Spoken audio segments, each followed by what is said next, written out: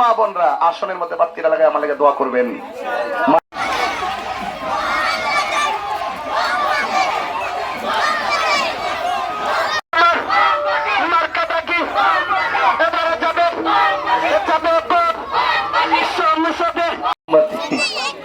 কেন কই জানেন? কারণ আমার দেখলে তার মোমবাতির কথা মনে হয়, তার মানে হলো হিডই হিডা হিডই হিডা।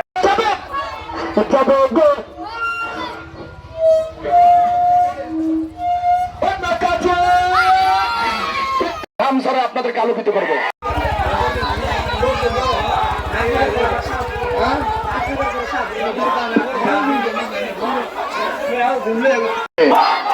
আল্লাহ যেন মোমবাতির পক্ষে কবুল করে, আমিন। মোমবাতি নিজে জ্বললে আরেকজন আলোকিত করে।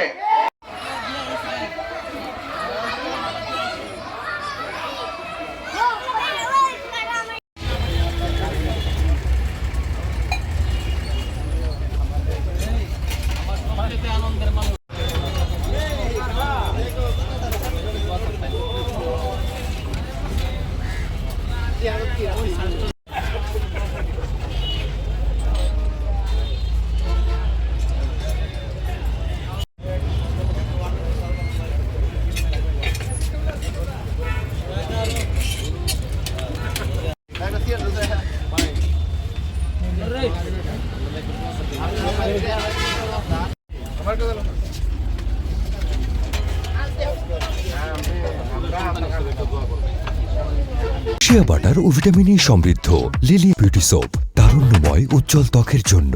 রিমার্ক। বলি আল্লাহর মাজার যারা ভাঙছে, এটা কি সুস্থ রাজনীতি হতে পারে? না। আমরা চাই এমন একটা দেশ বানাতে, আমরা চাই এমন একটা দেশ গড়তে, যেই দেশের মধ্যে কোনো ভাঙচুর থাকবে না, যেই দেশের মধ্যে কোনো রাহাজানি থাকবে না, যেই দেশের মধ্যে বোমাবাজি থাকবে না, যেই দেশের মধ্যে হিংসা থাকবে না, যেই দেশের মধ্যে প্রতিহিংসা থাকবে না, যেই দেশের মধ্যে খুন গুম থাকবে না, কোনো দুর্নীতি থাকবে না, কোনো চাঁদাবাজি থাকবে না, হক মারা খাওয়াইনা থাকবে না, জুলুমবাজ থাকবে না, নির্যাতনকারী থাকবে না, থাকবে শুধু শান্তি, ভালোবাসা, সম্প্রীতি, একতা, শৃঙ্খলা, ভালোবাসা। আমরা ভালোবাসার রাজনীতি চাই কি চাই না? যদি ভালোবাসার রাজনীতি চেতে হয়, তাহলে ভালোবাসার মানুষকে দায়িত্ব দিতে হবে। আমি আপনাদেরকে ভালোবাসি, এটাতে কোনো সন্দেহ আছে? আমি জানি আপনারাও আমাকে ভালোবাসেন। আর যদি ভালো না বাসতেন, হঠাৎ করে নোটিশ দিয়েছি কয়েক ঘন্টা আগে, এইভাবে আপনারা দাঁড়ায় যেতেন না। আমি আপনাদের মায়া মমতায় অনেক দূর পায়ে হেঁটে ভিতরে ঢুকেছি। কেন ঢুকেছি তার একটা কারণ আছে। কারণ আমাকে যদি আল্লাহ পাক আপনাদের দোয়ার বরকতে কবুল করে, আমি যদি প্রতিনিধি হতে পারি, আমি যদি আপনাদের কষ্ট না দেখি,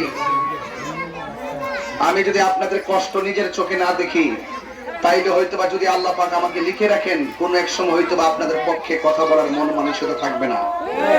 আর নিজের চোখে যদি আপনাদের কষ্ট দেখে থাকি, আর আমি যদি মানুষ হয়ে থাকি, তাহলে আপনার কষ্ট দূর করার জন্যই আমার রাজনীতি। কথা বলেন ঠিক?